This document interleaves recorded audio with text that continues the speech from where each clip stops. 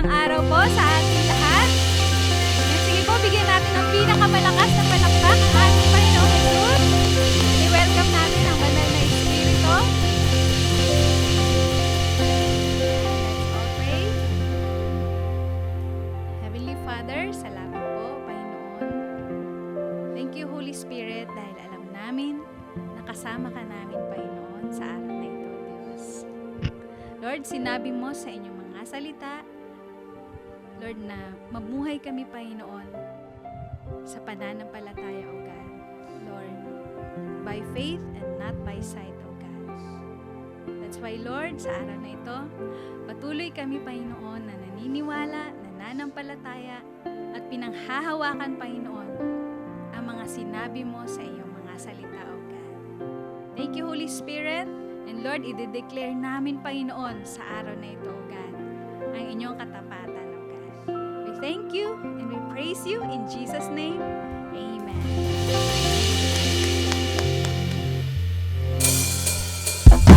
Ayan, meron po tayong mga desires, amen, mga requests sa Panginoon. And this time, sabihin natin ito sa Kanya sa pamamagitan ng kanta.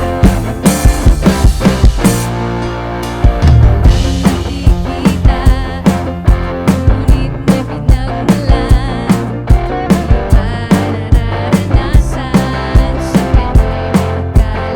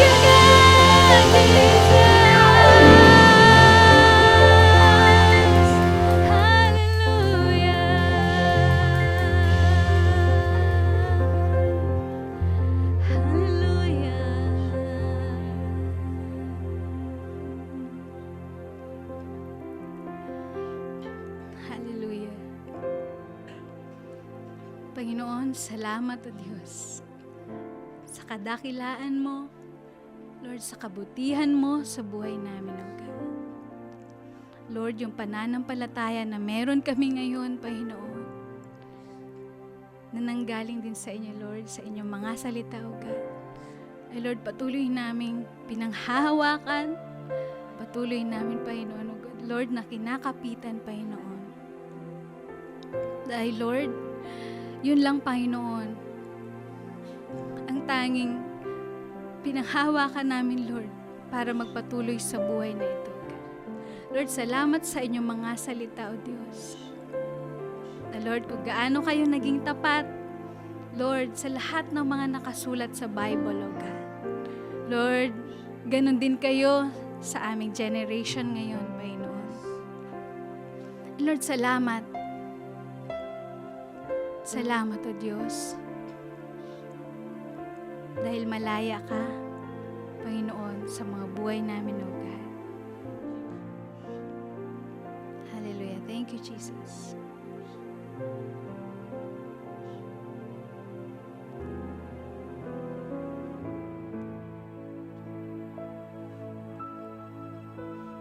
Hallelujah.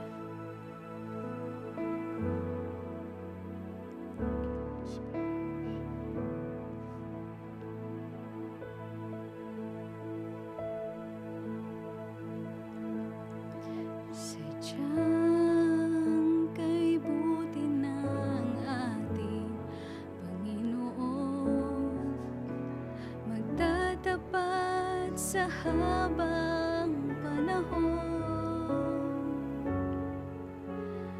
maging sa kabila ng ating pagkukulang, biyaya niya'y patuloy na laan. Katulad ng pagsikat ng gintong araw, patuloy siyang nagbibigay tanglaw. Kaya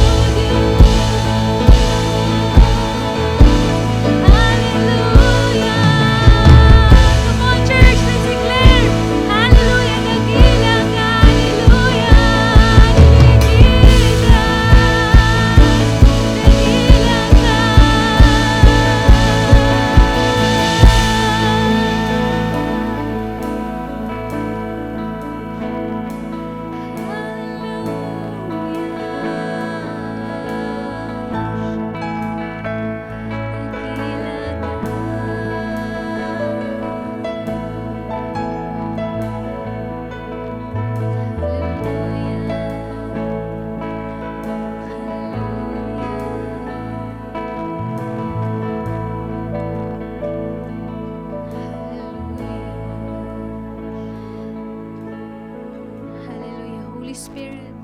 O God, salamat Panginoon sa pagsama mo, O God. Lord, tunay nga Panginoon, na sa presensya mo, O Diyos, meron kaming kapayapaan, Lord God. Lord, may kapahingaan, Panginoon, ang aming mga isipan, Lord, na ginugulo ng mundong ito, Panginoon. Lord, salamat sa dakilang katapatan mo, Diyos, na Lord, nagiging sandigan namin, Lord, pinanghahawakan, kinakapitan namin sa buhay na ito, Diyos. Lord, katulad, Panginoon, ni na Paul, Lord, hindi man nila alam, Panginoon, kung papaano manampalataya, Lord. Ngunit, Lord, dahil sa mga nauna sa kanila, sina Abraham, O God, sina Jacob, sina Isaac, Lord, at dahil yon ay nasulat sa inyong mga salita, O God, Lord, merong sinundan sina Paul na pananampalataya, O Diyos. And Lord, ganun din, Panginoon, sa aming generation ngayon, O God. Lord, kung gaano kayong naging tapat sa kanila dati, Panginoon, Lord, ganun din kayo sa amin, Panginoon. Kaya, Lord, nagpapatuloy kami, Panginoon, magsiserve sa inyo, nagpapatuloy kami na magpa-realign, O God, sa inyo, O God, ng aming mga buhay, Lord. Lord, tulungan niyo lamang po kami, Panginoon, na Lord, na sundin, Lord God, ang inyong mga salita, O God. Hallelujah, O God. Kaya, Lord, sa araw na ito, patuloy ka naming dinadakila, pinupuri, sinasamba, at pinapasalamatan. Sa pangalan ni Jesus, Amen.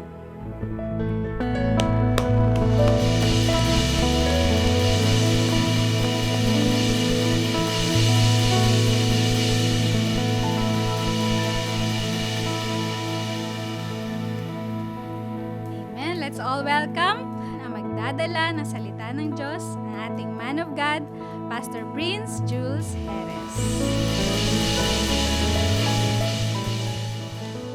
Manatili po tayong nakatayo mga kapatid at tayo po ay dumulog sa presensya ng Panginoon. Iyuko po natin muli ang ating mga ulo at tayo manalangin. Lord, salamat Panginoon sa biyaya mo sa inyong habag sa aming buhay.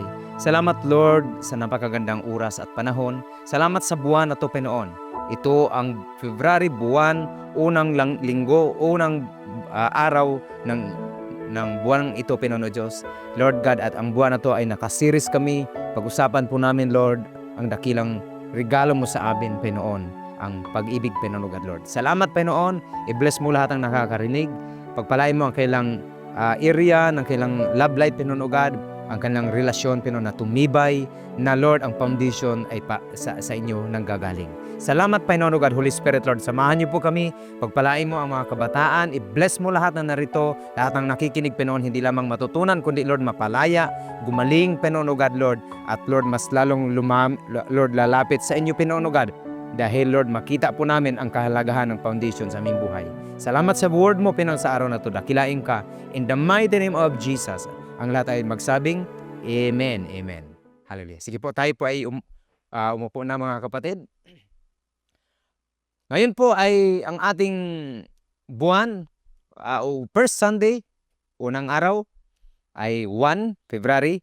At kaya naman po ang ating series ngayon is about love. Okay, naka-love series tayo ngayon. So ang unang topic po natin ngayon ay singleness with purpose. Singleness with purpose. Tingnan po natin sa 1 Corinthians chapter 7 verse 32 to 35. Sabi ni Apostle Paul, gusto ko sanang maging malaya kayo sa mga alalahanin sa mundong ito. Kung ang isang lalaki ay walang asawa, ang pinagkakaabalahan niya ay ang mga gawain ng Panginoon. At kung paano siya magiging kalugod-lugod sa kanya. Ngunit ang lalaking may asawa'y abala sa mga bagay dito sa mundo. Kung paano niya mapaligaya ang kanyang asawa. Dahil dito, hati ang kanyang isipan. Ganon din naman sa mga babae. Kung ang isang babae walang asawa, ang pinagkakaabalahan niya ay ang paglilingkod sa Panginoon. At nais niyang ilaan ang kanyang buong buhay sa paglilingkod sa Kanya. Ngunit ang babaeng may asawa ay abala sa mga bagay dito sa mundo, kung paano niya mapaligaya ang kanyang asawa. Sinasabi ko lamang ito para ang sa inyong kabutihan. Hindi ko kayo pinagbawalang mag-asawa. Gusto ko lamang hanggat maari ay maging maayos at walang hadlang ang inyong paglilingkod sa Panginoon. So ngayong buwan, buwan ng pag-ibig. Amen? Kaya ang sabi ng Bible, dapat nakatuon lang tayo sa paglilingkod sa Panginoon, lalo na kapag ikaw ay single. Amen. Ito ang buwan ng mga pressure. Pressure doon sa mga single na wala pang partner. Naghahanap. Yung iba, nag-expire na yung kakahanap. Kaya may mga pressure sa kanila, mga nagsasabi sa kanila na, kailan kang mag-asawa. Yung iba naman, sinasabihan, may jowa ka na ba? Yung iba naman, alalahanin mo, 2026 na, hindi ka na buwabata. At yung mga bata-bata naman, ipinapainggit doon sa may mga karelasyon. Ikaw na lang yung wala. Kaya ngayon po, ang series po natin mga kapatid ay Single, Dating, Married. God's design for every season. So ngayong February, hindi natin pag-usapan kung paano makahanap ka ng tamang partner, kundi kung paano ka maging buo sa harapan ng Panginoon bilang isang single. Tingnan po natin sa 1 Corinthians ulit, chapter 7, verse 32 to 35. Ito ang sinasabi niya, ibig kong kayo'y maging malaya sa mga alalahanin. Ang walang asawa ay nababahala lang sa mga bagay ng Panginoon, kung paano siya makakalugod sa Panginoon. So, ang ibig sabihin lang po sa verse na to, ang singleness ay isang window, isang opportunity na sa buhay ng isang tao na malaya siyang makapaglingkod ng buo sa Panginoon. Walang kahati. At the same time, ito rin po ang training ground ng isang single na siya ay naglilingkod sa Panginoon while wala pa siyang partner. At sa season na rin po na to, mga kapatid, dito po tinuturuan ang mga single na magiging intimate ang kanyang relationship kay Lord kasi nga wala pang kahati. Amen. Single ka kasi, kaya sa season na to, tinuturuan ka na magiging intimate sa Kanya. Na hindi nakaangkla ang pag-asa mo at pangangailangan mo sa ibang tao, kundi kay Lord lang. At dito rin po sa singleness, pinapalalim ang iyong obedience kay Lord kahit wala kang kasama. Bakit pinapalalim? Kasi may mga uri ng mga pagsunod na mababaw lang, yung madali lang. For example, sumusunod ka kasi mayroong nanonood sa'yo na jowa mo. Sumusunod ka kasi mayroong nagva-validate na kasama. Mayroong pumapalakpak. Pero kapag ikaw ay single, mga kapatid, tinuturuan ka ng Panginoon ng isang uri ng obedience na totoo dahil sumusunod ka kahit walang nakakakita. Kahit walang nakakarinig na yung mga panalangin. Kahit walang mga sumusuporta sa'yo. Kahit walang pupuri na tao sa'yo. Amen. At dito rin po sa season ng singleness, ay natutunan nating sumunod. Natututo kang sumunod. At hindi ka nag-aabang ng validation doon sa obedience mo. Oy, sumunod ka na. Mabuti naman. Nandito lang ako. Go lang. Walang ganon. Single ka kasi. Amen. Kaya nga po, ito po ay tunay na pagsunod dahil ikaw ay tapat na sumusunod kay Lord kahit walang nag-check sa'yo. Kaya nga, ito po ang window ng paglilingkod kay Lord ng buo at the same time, training ground mo. Amen? So sa season na to, mga kapatid, nasusukat din ang iyong pagsunod. Dahil kumikilos ka ng may katapatan kahit walang kang kasama doon sa iyong paglalakbay bilang single. Amen? Di ba ang pinakamalalim na pagsunod ay nangyayari kapag mayroon ka mga decision na walang nakakalam? May mga panalangin na hindi narinig dahil single ka. Pero yun po ang opportunity. At dito rin po sinusukat ng Diyos ang katapatan mo dahil single ka. Amen? Nasusukat ang katapatan, dito ka tinitrain ni Lord ng katapatan nung single ka. At dahil tapat ka nung single, nung nagkaroon ka ng partner, blessed na blessed ka na. Amen? Saan ang galing yung blessings na yon? Noong ikaw ay single pa. Kaya sino mga singles dito? Dapat sa season na to, Dapat kapag single ka, buo ang iyong paglilingkod kay Lord. Amen? Ibigay mo ang buhay mo sa Kanya. Amen? Dahil makinig mabuti, ang taong marunong sumunod na mag-isa ay marunong ring sumunod kahit mayroon na siyang kasama. Kahit may partner na siya. Amen? Hindi siya naliligaw. Kasi marunong siyang sumunod nung ikaw ay single. At ang taong marunong sumunod, marunong din niyang tumayo kapag ang tao na yun ay mayroon ng partner. Amen? Oh, glory to God. At dahil single ka, ang tawag dito ay ikaw ay invisible. Walang nakikita sa'yo. Kapag married ka na, of course, visible ka na. So, ano ibig sabihin? Kapag single ka, dahil invisible, kapag invisible ka, hindi nakikita, yun ang iyong foundation. Lumalalim ang iyong roots. Lumalalim ang iyong pagsunod. Lumalalim ang iyong ugat. Amen. Kapag married ka na, doon na nakikita, visible ka na ngayon. Pero alam mo kapatid, mas concerned si Lord sa ugat kaysa sa bunga. Mas concerned si Lord sa karakter mo kaysa sa status. Amen. So ano ang point number 1 natin na pag-usapan ngayon? Alalahanin mo to, kapatid, na ang pagiging single ay isang pagpapala, hindi ito sumpa. Point number 1, singleness is a gift. It is not a curse. Singleness is a gift, not a curse. Amen? Regalo po ang pagiging single. Hindi po yan sumpa dahil wala kang partner.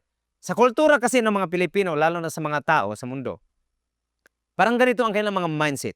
Kapag single ka, nako, kawawa ka. Kasi single ka, kawawa ka naman. Pero kapag may jowa ka, aba, bless. Lalo na kapag kinasal ka na, ang tawag sa iyo, wow, successful. Pero alam niyo po sa Biblia, baliktad minsan ang pananaw. Tingnan mo si Apostle Paul. Si Apostle Paul, single siya. Pero alam mo ang nakita mo sa kanya? Siya ay taong fulfilled. Siya ang taong effective at fruitful sa ministry na ipinagkantiwala ng Diyos sa kanya. Amen. Now, yung nabasa natin kanina na verse, hindi po sinasabi doon ni Apostle Paul na masama o kaya mag-asawa ka para magiging buo ka. Amen. Hindi niya sinasabi niyon. Ang sinasabi niya lang, may advantage ang pagiging single. Kaya kapag single ka, i-grab mo yung pagiging advantage ng isang single. I-grab mo yung blessings na yon. Amen. Amen. I-grab mo dahil single ka. Nagsiserve ka kay Lord, yun ang advantage mo. Walang nag-check sa'yo. Amen? At ang sinasabi ni Paul, alam mo, marami kang kalayaan. Gusto kong lumaya ka. Saan malaya, Pastor? Malaya ka unang-una sa oras. Malaya ka sa iyong pagdidesisyon. Malaya ka sa iyong obedience. Malaya ka sa pagtupad mo ng calling na ibinigay sa iyo ni Lord. Amen. Hindi sinasabi ni Apostle Paul na mas banal ka kapag single. Hindi niya sinasabi. Ang sinasabi niya, mas malaya ka sa mga distractions. Amen. Marami kasing distractions. Lalo na kapag may asawa. Amen. Ngayon, kung single ka, sabay distracted ka pa, ay aywan ko sa'yo. Hindi yun ang plano ni Lord sa'yo. Kailangan kapag single ka, meron kang focus, meron kang mithi na kung saan, Lord, ito ang buhay ko, isab ko, maglilingkod ako sa'yo. Amen. Kaya nga, i-check mo, kayong mga single, kapag hindi kayo nagsaserve kay Lord, walang lapat ng discipleship. Hindi ka gumagawa sa kalooban ng Panginoon, distracted ka, kapatid. Amen. Dapat sa single, hindi distracted.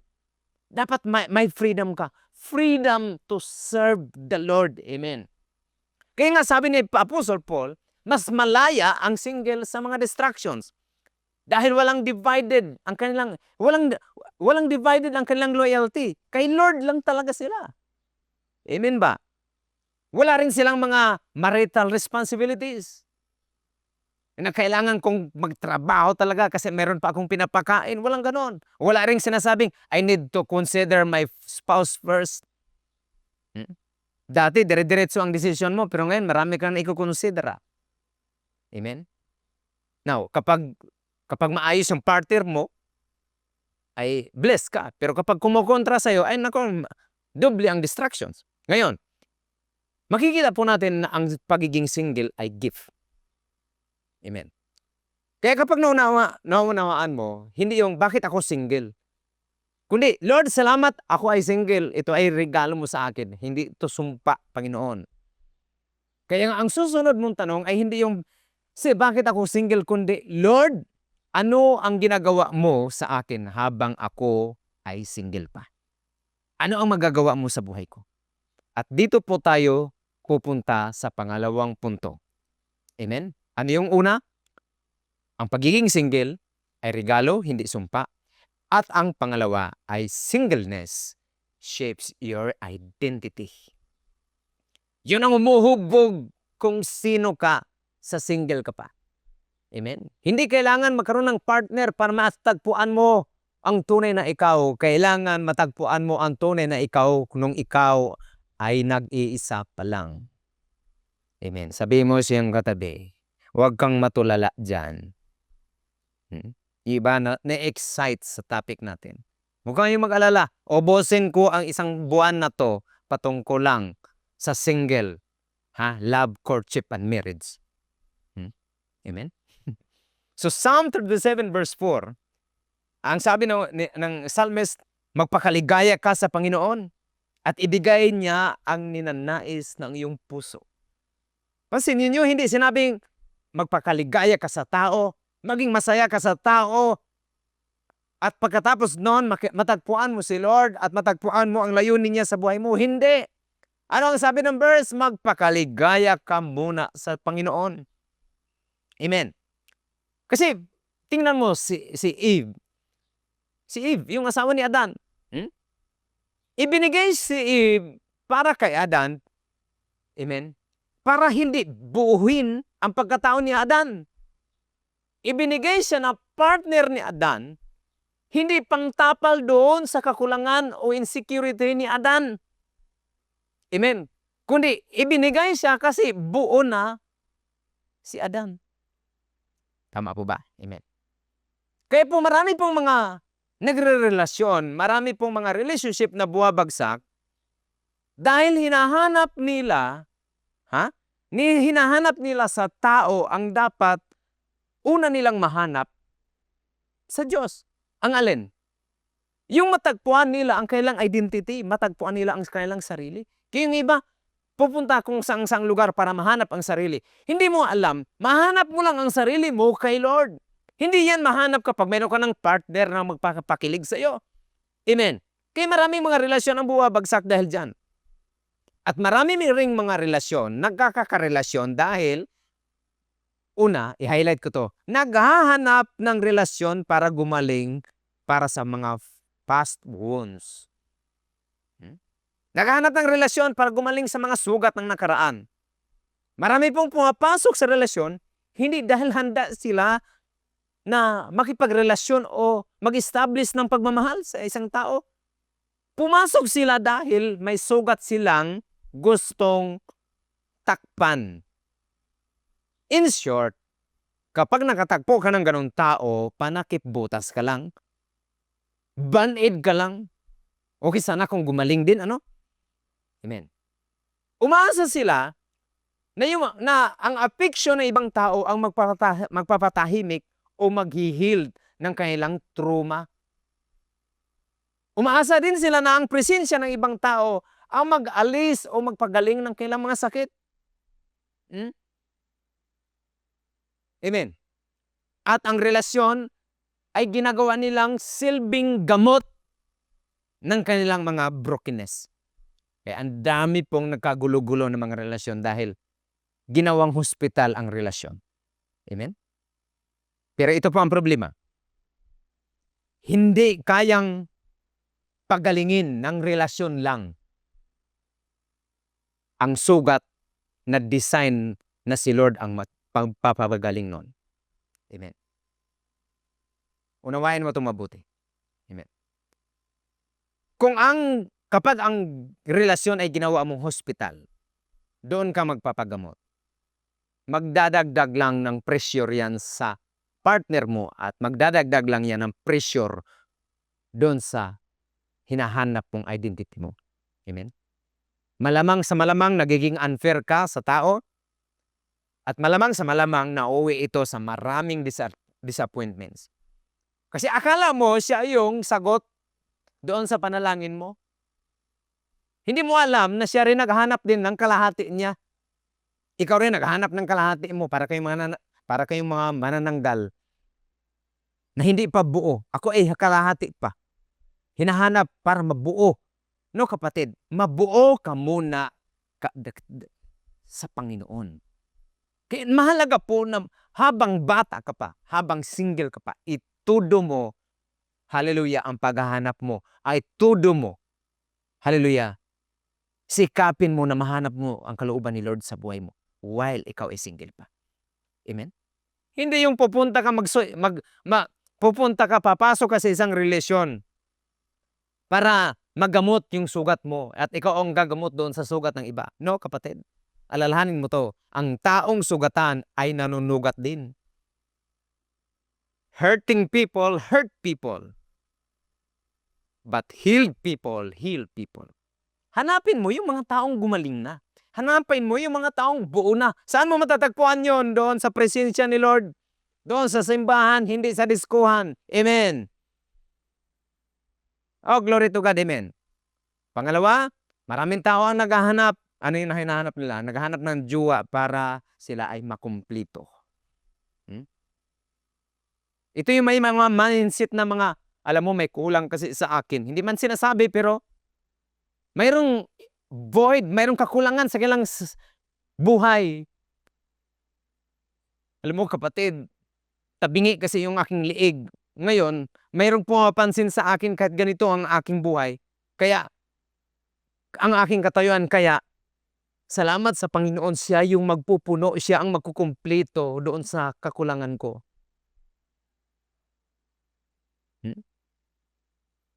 Buuhin mo muna ang sarili mo kay Lord. Yung iba naman, hindi pa po ako buo. Ano kakalahati? Kapag may jowa na po ako, pastor, saka lang po ako magiging okay. Pero ito ang totoo. Hindi ka kalahati na naghihintay ng another na kalahati para maging buo ka. Amen? Ulitin ko, hindi ka manananggal. Buo ka na kay Lord. Nilalang ka ng Diyos na may halaga. Amen? Kahit wala ka pang partner. Amen. Kaya kapag pumasok ka sa relasyon, para makumpleto, maya nagiging dependent ka doon sa makukumpleto sa'yo. Ay paano kapag nagsawa na rin siya kakukumpleto sa'yo? Di mawawasak na naman ang iyong mundo. Tama.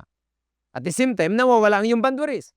Nawawasak ang iyong mundo, hahanapin mo naman ang sarili mo sa iba. Kaya yung iba nakakarami ng relasyon dahil kakahanap ng kailang sarili. Bakit?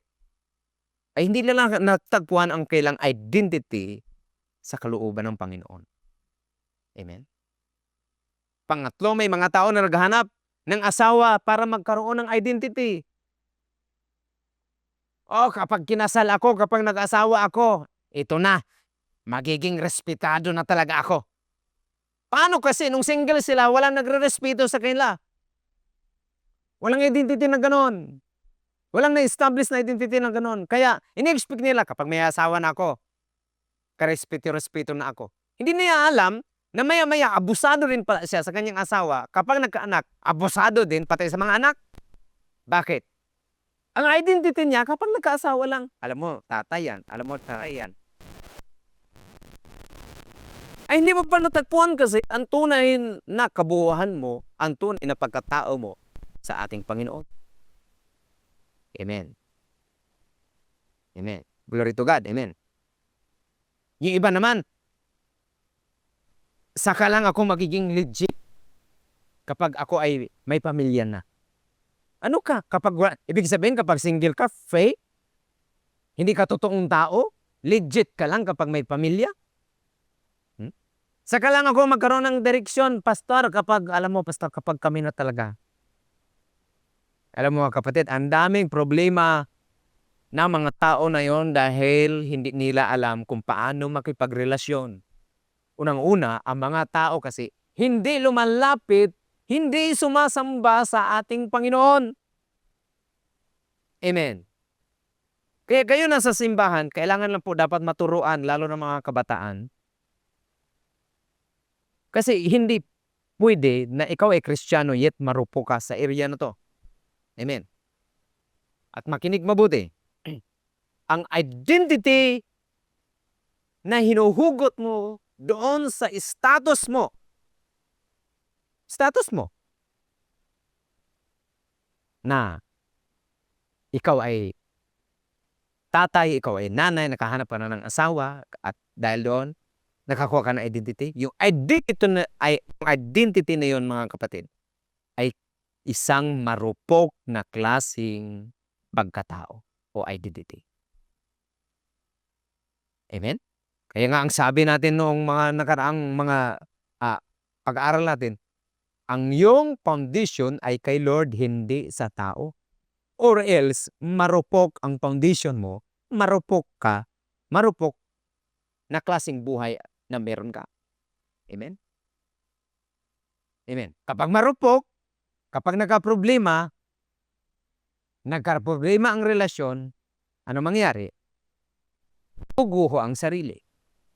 Kapag nawala ang role, nawawala rin ang worth mo, pakiramdam mo, nawawala rin ang worth mo bilang tao kasi nakadepende lang sa sarili mo. Hindi nakaangkla sa identity mo, ang identity mo kay Lord. Amen. Glory to God. Amen. Ito ang dahilan bakit kailangan mong tanggapin si Lord sa buhay mo. Ito ang dahilan bakit ang tao dapat makabalik ang relasyon kay Lord. Once na hindi mo tanggapin si Lord bilang Panginoon at tagapagligtas ng iyong buhay, wala kang koneksyon, hindi may balik kung kani-kaninong relasyon ka kukonek. At hindi mabuo-buo ang tunay na ikaw. Amen. And listen here. Ang identity ay hindi ibinibigay ng relasyon. Ito ay tinatanggap lang mula sa Panginoon. Amen. Hindi ito na ibibigay. Huwag kayong maniwala doon sa mga lalaki nung sabi, alam mo, kapag ako ang nagiging jowa mo, kapag ako ang nagiging life partner mo, mabubuo ang tunay na ikaw. Hindi ito po totoo yun. Dahil hindi yun maibigay ng relasyon na pantao. Yun ay maibigay lang sa relasyon natin na konektado tayo sa ating Panginoong Hesus. Amen. Hallelujah. Palakpakan natin si Lord. Hallelujah. Amen. Amen. Amen. Amen. Glory to God. Kaya po, napakahalaga po na sa series na to, maintindihan po natin ang lalim. Amen. Kung bakit kailangang sumunod ka kay Lord, manampalataya ka kay Lord, mag-serve ka kay Lord, lalo't higit, mabuo ang iyong sarili habang ikaw ay single kay Lord. Amen. Amen. Amen. So, bago ka mag-asawa ng tao, kailangan mabuo ka muna na ikaw ay anak ng Diyos. Amen. Kailangan buo muna. Dahil kung mali ang pinananggalingan ng iyong identity mo, pag mali ang pinaghuhugutan ng identity mo, kahit tama ang iyong relasyon, later on, ano mangyayari? Magiging mabigat pa din ang iyong buhay. Kasi mali nga eh. Yung iba siguro dyan, sana itong mensahe na to, noon ko pa to na tapos na, 60 years ago na yon, 50 years ago na yon. Itong mensahe ngayon ay para to sa mga single. Amen. Ngayon, kapag may asawa ka na, next week o makalawa, doon ang ating pag-uusapan. Amen. Pero ganun pa man, maaring may asawa ka ngayon, pero wala ka pa kay Lord. Aba kapatid, ito yung panahon na bumalik ka. Lalo na kung may asawa ka, sabay hindi ka dedicate, Lord, wala kang commitment sa Kanya. Kapatid, ito yung time kung saan ibigay mo ng todo ang iyong sarili sa Panginoon, magpakabuo ka. Dahil ang taong buo, bubuo ng matibay na relasyon. Amen? Pero ang taong wasak, maya-maya, wawasak din ang relasyon niyan. Bakit wasak nga siya eh? So, paano tayo nabuo? Dahil sa ating relasyon kay Lord. Amen. So basically, hindi po masama ang makipagrelasyon sa tao, kapatid. Kailangan lang may mauna ang relasyon mo sa ating Panginoon. Amen? Hallelujah. So, palakpakan natin si Lord. Hallelujah. Amen. Glory to God. Purihin po ang Panginoon. Amen. No. Kaya nga, ang pagiging single, ito yung time na kung saan ini-invite ka ni Lord na, anak, kilalanin mo muna ako. Kilalanin mo ang sarili mo. Bubuuhin ko ang iyong loob. Amen. At kapag natapos yan, kapag malinaw na ang identity, pag malinaw na kung sino ka, may susunod doon. Automatic, may susunod na tanong. Ano ang tanong? Ano na ngayon ang aking direksyon? Amen.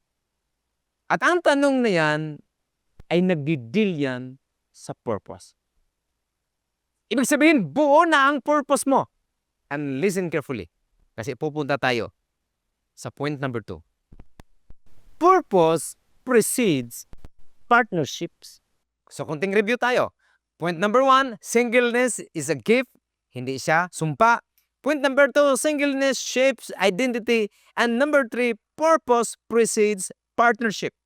Matibay na relasyon kapag establish ang layunin.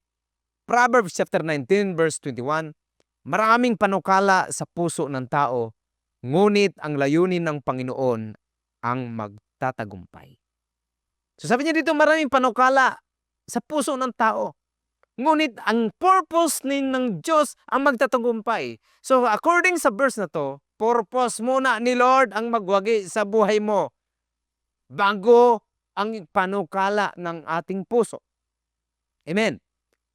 Ibig sabihin, bago ka bigyan ng dawan ng Diyos, hanapin mo muna ang why. Bakit ka nabuhay? Amen. Ma-establish muna ang layunin. Ma-establish muna ang purpose. Kaya mga babae, maging matalino. Pumili ng lalaki na natagpuan na niya ang kanyang purpose. Hallelujah, sa Panginoon. Amen? Ready na ang tao na makipag-partner kapag na-establish ang layunin niya sa Panginoon. Amen. Kaya ang tanong ay hindi yung kailan ako magka-partner. Ang tamang tanong, kapatid, ay nahanap mo na ba ang layunin mo, ang purpose mo sa ating Diyos habang ikaw ay nandito pa sa lupa? Amen. Dahil bago ka bigyan ng dawan ng ating Diyos, hinahanap niya muna sa atin, ma-establish muna sa atin ang why. Bakit tayo nabuhay? Because purpose always comes before partnership. Purihin po ang Panginoon. Hallelujah. Huwag kang makipag-partner kapag wala pang establish, hindi pa na-establish ang layunin ng Diyos sa buhay natin. Amen. Pero kapag establish ang purpose sa buhay natin, kapatid, darating ang araw, kapag darating ang tamang panahon, darating ang timing ni Lord na siya mismo ang magdadala ng tamang tao sa iyo. Sino dito gusto mong maranasan na magbibigay si Lord ng tamang tao sa iyo? Dapat maitama muna ang purpose, ang layunin ng tao na yon sa nag-create sa kanya. Amen? Hallelujah, glory to God. So, ang tanong, bakit inuuna ng Diyos ang purpose bago ang partnership? Listen here, dahil mas madaling isama ang tamang tao sa isang journey na may malinaw na calling at may maayos na purpose kaysa piliting tuparin ang calling habang may maling kasama. Amen. Pilitin mo yung calling, mali naman ang kasama, o kaya tama yung kasama, wala pang na-establish na purpose. Kaya kapatid, nakita po natin ang wisdom ng ating Panginoon. Nakita natin kung gaano tayo ka-love ng ating Panginoon na kailangan maayos muna ang pagiging single natin. Ma-establish ang purpose, maliging malinaw ang priorities. Amen. Mahuhubog muna ang ating karakter. Para kapag tayo po, kapag ikaw ay dumating na ikaw ay magkaroon ng relasyon, hindi ka maghahanap ng kahulugan sa tao dahil, makinig mabuti, dahil buo ka na kay Lord pa lang. Hallelujah. Amen. At ang taong buo, o ulitin ko, bubuo ng maayos, malinaw at matibay na tahanan. Oh, glory to God. Hallelujah. Amen. Amen. Kaya nga, lampasan natin ang tanong. Amen. Malalampasan ang tanong.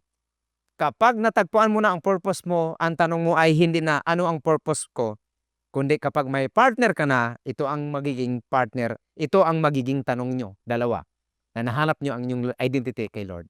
Paano tayo magkasamang tutupad sa purpose ng Diyos? Wow, nakakakilig naman, amen? Dalawa kayo na partner, kilala si Lord, na-establish ang layunin, single with a purpose, amen? At nung magka-partner ka na, tamang panahon na, ang tanong nyo na lang, paano tayo, amen, magkasamang tutupad sa layunin ni Lord? Hindi yung lalaki lang yung tutupad, kontrabida yung babae. Hindi yung babae yung tupad ng tupad sa layunin ng Diyos, yung lalaki ayaw. Dapat sabay. Amen. At kapag sabay, matibay na klaseng pamilya. Amen, amen. Kaya mga kapatid, amen, mas maganda, nahanap na ang identity natin, na-establish ang calling natin, at ang ating relasyon sa ating Panginoon. Amen. Linawin ko lang bago tayo magtapos. Hindi killjoy si Lord. Amen. Para kontrahin na magkarelasyon ka. Amen. Hindi siya killjoy. Gusto lang ng Panginoon na maitama ang ating buhay. Kaya nais niya na maintindihan mo na ang pagiging single ay regalo ng Diyos. Regalo niya, hindi ito sumpa. Ang pagiging single ay naghahanap na kailangan mong matagpuan ang sarili mo kay Lord na nagsuserve sa Kanya. Amen. At ang pangatlo, kapag na-establish ang purpose, ready ka na sa maayos at godly na relationship. Amen. Hallelujah. Purihin po ang Panginoon. Palakpakan natin si Lord. Hallelujah. Sige, mas malakas sa palakpak. Glory to God. Amen. I pray mga kapatid na sa topic na to ay na-enlighten ka at dito ka magpasya na Lord, salamat dahil single ako. Hindi ko titingnan na aking buhay ay parang kawawa o nahuli na o parang isinumpa na ako na pag-iwanan na. No, kapatid. Yan ang season, training ground sa iyo ng Panginoon. Sinusukat din dyan yung faithfulness mo, obedience, hallelujah, na kahit walang nagbabalidate na tao. Pero ang pagsunod mo, ikaw lang at ang Diyos, hallelujah, ang may commitment sa isa't isa. Amen, hallelujah. Tayo po ay manalangin mga kapatid. Lord, salamat po sa araw na to. Salamat po sa kapahayagan ng iyong salita sa aming buhay. Salamat po sa linaw, Panginoon Diyos, upang ang iyong mga anak, mga bata, kabataan, lahat na narito sa simbahan, Panginoon God, hindi lamang ma-enlighten, Panginoon Lord, kundi Lord, matibay ang aming pundasyon sa inyo, Panginoon. Na sa lahat ng season, Panginoon God, naroon ka, nagbabantay, nag-aalaga, nagkakalinga, nagmamahal, Panginoon, at nagbe-bless. Sa lahat ng mga singles, Lord, in the mighty name of Jesus, alisin mo sa kanila na parang kawawa sila, Panginoon, na pag-iwanan. Darating ang panahon, Panginoon, matatagpuan rin nila ang the one dahil ikaw mismo ang maglalagay noon, Panginoon. Ibinigay mo si Eve kay Adan, hindi para punan si Adan, kundi upang katuwang sa pagganap ng layunin na ibinigay mo sa kanilang mga buhay. Salamat, Panginoon. Ganun din po sa amin ngayong araw na to. I-bless mo lahat ng nakikinig. Pagpalain mo sila at Lord, sa susunod, Panginoon, na linggo, Panginoon, excited rin po namin mapakinggan, Panginoon, O God, ang isang relasyon na nakaka-honor sa inyo, Panginoon, O God. Nakilain ka, lulhatiin, Holy Spirit. O God, hallelujah, cover us with your precious blood. Ingatan mo ang aking mga kapatid sa simbang ito. I-bless mo sila sa lahat ng kanilang area ng buhay. Purihin ka, Lord, in Jesus' name. Amen and amen. Hallelujah. God bless you po mga kapatid. Magkikita-kita po tayo sa susunod na series. Amen. Susunod na topic about love na nakapag-honor sa Kanya. See you next week. Shalom.